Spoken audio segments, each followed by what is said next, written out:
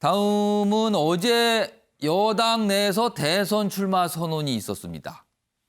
굉장히 젊은 의원으로 꼽히죠. 이른바 97세대, 뭐 X세대 이렇게 표현도 됩니다. 기사 보겠습니다. 박용진, 여당 첫 대선 출사표를 던졌다. 뻔한 인물론 뻔한 패배다. 그러니까 본인이 왜 나섰는가 이걸 설명하면서 기존에 나오는 대선 주자를 뻔한 인물이라고 얘기를 한 겁니다. 자, 71년생, 그러니까 상대적으로 굉장히 젊죠, 지금. 거론되는 대선 주자들에 비하면요. 정치의 세대 교체를 이룰 것이다. 그러면서 윤석열, 이재명을 겨냥해 간 보지 말라. 빨리 나와라. 간 그만 봐라. 이렇게 얘기를 합니다. 이 내용이 또 언론의 귀를 잡았죠, 또 그래서. 자, 그럼요. 어제 모습 영상으로 먼저 확인해 보겠습니다. 박용진과 윤석열 치열하게 논쟁하고 박용진과 이재명 지사 치열하게 정책 대립을 만들어 나가고 논쟁 만들어 나가는 게 우리 국민들과 당원들에게 보여드려야 될 자세라고 생각합니다. 빨리들 나오십시오. 간 보지 마십시오. 마음에 각오가 쓰셨으면 말씀들 하시고 머릿속에 정책이 세워졌으면 설명을 하십시오. 그래야 국민들께서도 검증하고 대한민국 미래를 맡길 수 있는지 없는지를 확인하실 것 아닙니까? 언제까지 그럴싸한 이벤트, 애매한 말투, 인기나 관리하는 그런 태도로 국민들 눈을 속이고 자신의 정체성과 정책적 내용을 감출 겁니까? 저는 그렇게 해서 깜짝 스타 되고 깜짝 대통령 후보가 되고 깜짝 대통령이 되는 순간 대한민국 최대 위기라고 생각합니다. 자, 박용진 의원이 어제 출마 선언하면서 준비된 발언은 그 앞에 있었습니다. 그리고 지금 방금 들으신 발언은 기자들의 질문을 받고 지금 대선 주자 1등, 2등 누구누구인데요? 어떻게 생각하세요? 뭐 이런 류의 질문을 받고 나온 설명이 방금 보신 영상입니다. 자, 윤영호 의원님.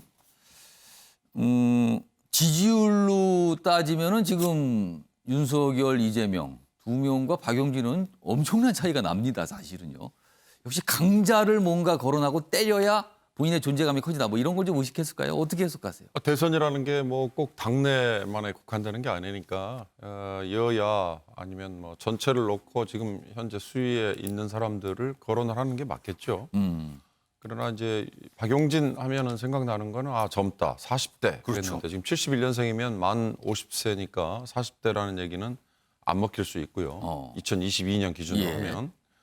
세대 교체라는 얘기를 했는데 이제 세대 교체라는 건 과거 70년대 DJ YS 때부터 우리 정치에 사실은 나이, 그다음에 구정치 이런 거에 대한 반대 개념이에요. 저는 근데 박용진 의원이 이렇게 출마 선언을 먼저 했습니다만 박용진에 대해서 주목을 하는 게 아니라 그러면 지금의 여권 내에 이미 나와 있는 이재명, 이낙연, 정세균 외에 또 누가 있지? 이런 관심이 같이 덩달아 이어지는 효과라고 봤어요. 그러니까 박용진 다음에는 또 누가 출마 선언을 하고 있지 했더니 뭐 보도에 의하면 이광재도 준비한다고 그러고 김두관 의원 또 양승조 충남지사는 뭐 상당히 요란하게 지역에서 뭐 지지자들이 뭐 옹립하는 움직임이 있다 그러고요.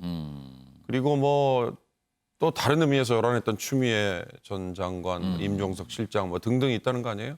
이들이 다 모여서 과거에 한나라당 시절이었나요? 신한국당 시절이었나요? 잠룡 뭐 이런 얘기하면서 구룡 뭐 얘기 구룡 뭐 13룡 뭐 이런 얘기가 그랬었죠. 있었죠. 흔히 말하는 컨벤션 이펙트.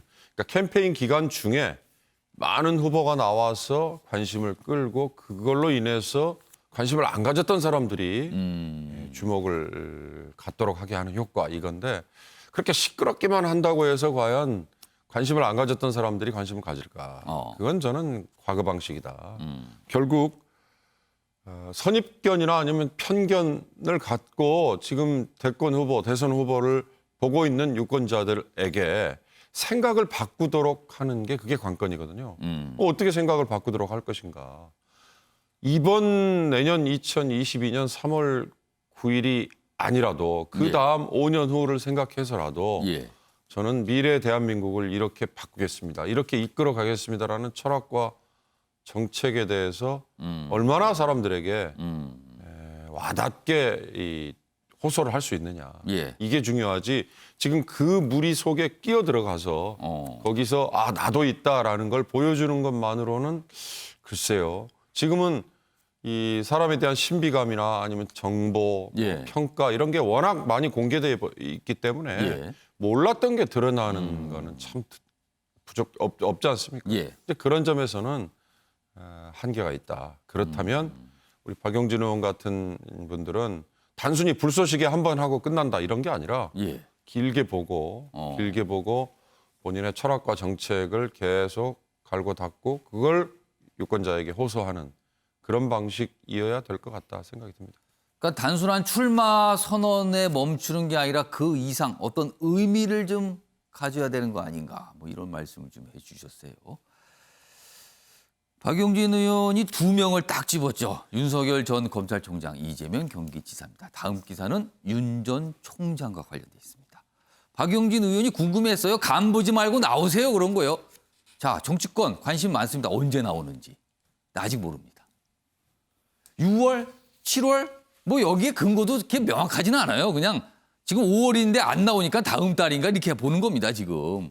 반문 대표 주자로 꼽히긴 했는데 윤석열 언제 등판하는가 도대체 언젠가. 국민의힘 지도체제 자리 잡고 야권 통합이 정리된 후에 나설 듯. 문제는 이게 언제 정리될지 모른다는 거죠 지금. 야당 문정부 4년마다 뭐 비판을 내놨다. 뭐 앞서서 다뤘던 내용까지 같이 좀 섞여 있습니다. 이 얘기 좀 해보겠습니다. 뭐 6월, 7월 아니면 좀 더 내용을 추가하면 야권 통합이 정리된 후에 뭐 이렇게 됩니다. 등판. 이 얘기는요. 윤시환 변호사한테 국민의힘 소속이시니까 언제 등판하는 겁니까? 아니면 질문을 바꿔서 하면 등판을 하긴 하는 겁니까? 뭐 그것도 아직 결정된 바는 없죠. 사실 알려진 거에 따르면 예. 만약에 등판한다면 그러니까 국민의힘 시계와 연동돼서 말씀을 드린다 그러면 이제 예. 전당대회를 마치고 새로운 지도부가 들어선 다음에 예. 거기에 하나 더 해서 국민의당과의 합당 문제가 갈피가 잡힌 다음에 그러면은 일단 국민의힘의 전당대회는 지금 언제입니까? 날짜는 정해지지 않았지만 아직 전당대 미정이죠. 준비위원회가 오늘 2차 회의가 있거든요. 예. 그러니까 어느 정도 이제 갈피가 잡힐 그럼 겁니다. 6월 정도로 봐야 됩니까? 6월로 봐야 됩니다. 6월 초 정도로 보면 그때가 1차 이제 아마 윤 총장이 입장 밝힐 시기라고 보고. 1차 시한이 한 6월로 본다. 그 다음에 이제 거기에 변수가 또 안철수 대표의 국민의당의 이제 입장이죠. 어떻게 갈 것인지. 예.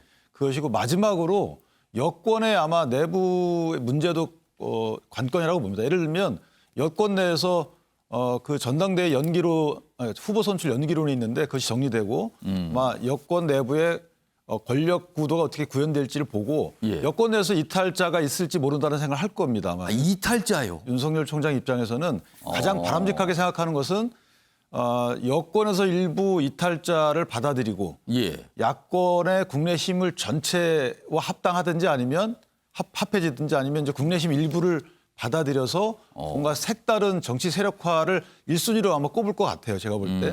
왜냐하면 윤석열 총장이 김한길 전 의원과 친하다는 소리가 들리고 그것이 예. 맞다면 예. 이전에 안철수 국민의당 모델을 따라갈 여지가 있어요. 그 당시에 안철수 대신 윤석열이 그 자리에 들어가는 거죠. 그래서 호남에서도 지지율이 상당히 높은 걸로 봐서는 예. 그런 것들을 현실적으로 엮어낼 생각을 일단 하지 않을까. 거기 김종인 위원장의 시각도 아마 그런 게 있을 것 같아요. 본인 시각은.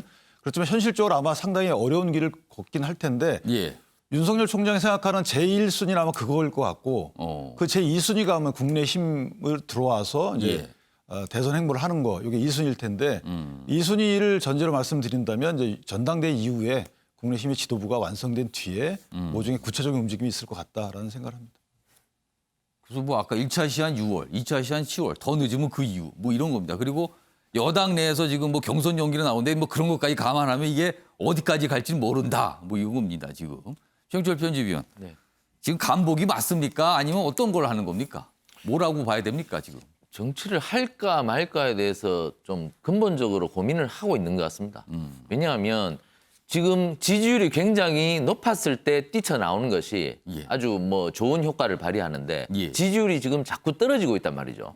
그런 상황에서 고민을 하는 것은 당 내부에서도 과연 윤석열이 국민의힘의 보수 야권의 대통령 후보가 될 수 있을까에 대해서 물음표가 많거든요. 사실 뭐 저분이 적폐 수사를 지휘했기 때문에 예. 그 부분에 대해서 자유로울 수가 없습니다. 그러니까 무조건 과거사가 발목을 잡게 돼 있습니다. 아. 그러니까 저것이 계속 따라다니는 한은 자신이 핸디캡을 갖고 있을 수밖에 없다는 것을 본인이 잘 알고 있습니다. 그렇기 때문에 그렇다면은 국민의힘 보수 야권의 최대 지지 기반인 영남에서 표를 얻기가 어렵습니다. 그렇게 된다면 경선 통과도 장담할 수가 있거든요.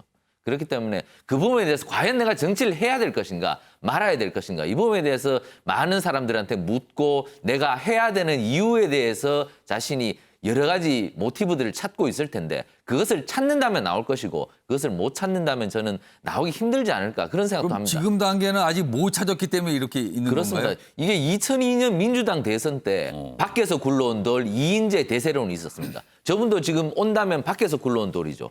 그렇다면 이인재 대세론도 무너졌습니다. 예. 왜냐하면 이인재 대세론이 왜 무너졌느냐. 이인재는 밖에서 굴러온 돌인데 너 누구냐는 정체성 논란에 휘말렸거든요. 그러다 보니까 젊은 노무현 후보가 급작스럽게 올라오면서 예. 대선을 거머쥐게 되었습니다. 그렇기 때문에 정치라는 것은 언제든지 너는 누구냐 정체성 논란에 항상 휘말릴 수밖에 없습니다. 그렇게 된다면 윤석열 총장은 언제든지 발목을 잡히게 돼 있다. 그렇기 때문에 그 부분을 어떻게 극복하느냐. 그 방패막을 잘 치고 나왔을 때 자신은 되겠지만 그 방패가 부족했을 때는 언제든지 화살에 무너질 수밖에 없다. 그 준비를 하고 있지 않은가 저는 이렇게 생각해 봅니다. 최영주 편집위원. 지금 윤기찬 변호사께서 잠깐 얘기하셨어요. 그리고 김종인 전 국민의힘 비대위원장도 계속 제3지대 뭐 이런 얘기를 하거든요. 국민의힘 아니다라는 식으로 계속 이야기를 합니다. 자, 아까 윤기찬 변호사가 민주당 일부가 떨어져 나올 가능성, 그리고 국민의힘 일부도 떨어져 나갈 가능성, 그 떨어져 나온 세력과 윤석열 전 검찰총장이 같이 할 가능성, 이거 어떻게 보십니까? 저는 다자구도가 빚어질 가능성도 있다고 생각하는데 다자구도의 가장 큰 전제 조건은 이재명 경기도지사다. 이재명 경기도지사 역시 지금 친문 세력으로부터 너는 굴러온 돌이라는 돌을 맞을 가능성이 있습니다. 그 돌을 맞고 참아내면서 당에 있는다면 예. 지금 다자구도는 어려울 것이고 만약 그분이 아 그래? 그렇다면 나는 독립을 할 거야. 그래서 탈당하고 새로운 길을 간다면 대선은 다자구도로 갈 것이다. 그렇다면 9월에 민주당이 어떤 선택을 하느냐. 그 와중에서 이재명은 과연 어떤 길을 갈 것이냐. 그것이 첫 번째 다자구도의 시금석이 될 거라고 생각합니다. 그때까지 윤석열 전 검찰총장이 아무 입당 표명이 없을 수도 있는 거예요? 9월까지? 기회는 계속 보겠죠. 하지만 저분이 움직이기까지는 너무나 변수가 많기 때문에 예. 쉽게 움직이지는 않을 것이다. 눈치를 많이 보면서 정말 정치를 해야 하느냐 말아야 되느냐 그 부분부터 좀 길게 고민을 할 수밖에 없는 상황이 아닌가 저는 이렇게 생각합니다. 박용진 의원이 말한 간복이 맞군요, 그럼요, 지금. 그렇습니다. 왜냐하면 변수가 너무 많고 지금 시간이 대선까지 너무 많이 남아 있습니다. 그렇기 때문에 지금 섣불리 행동하는 것은 바로 낙선의 길로 가는 것이 아닌가. 뭐 그것이 바로 정치의 선행적인 경험들에서 증명이 되고 있죠. 그래서 윤 전 총장과 관련된 기사는요, 좀 뭐 누굴 만났다. 근데 그게 어제가 아니라 며칠 됐다. 뭐 심지어 뭐 일주일 지났다. 뭐 이런 기사가 나옵니다, 지금요. 그러니까 지금 뭐가 뚜렷한 게 없기 때문에 그런 식의 어떻게 간접적으로 우회하는 어떤 기사들이 좀 있습니다, 요즘에.